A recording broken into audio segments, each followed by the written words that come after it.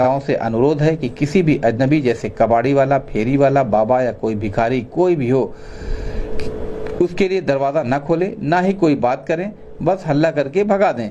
गलती से भी ये शब्द ना कहें कि अभी घर में कोई नहीं है, बाद में आना या चले जाओ।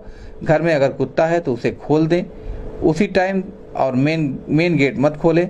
अपना और अपने बच्चों का ध्यान रखिए, सतर्क रहें, सुरक्षित रहें। आज बरगदवा से खबर मिली है कि भिखारी के बेच में 500 लोग निकले हैं, जो रास्ते में मिलता है उसको काटकर कलेजे और किडनी निकाल ले रहे हैं, जिसमें से 6-7 लोग पकड़े गए हैं। जो पकड़े गए हैं वही लोगों को कड़ी पूछताछ के बाद 500 लोगों को आने की बात कबूल की है।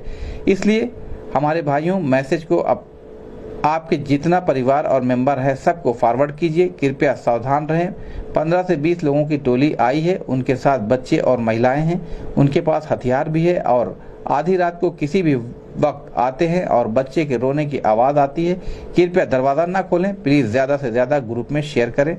पूरे एरिया में 2 से 3 दिन के अंदर फैल जाना चाहिए। अपनी सुरक्षा अपने हाथ, सावधान रहें। जनहित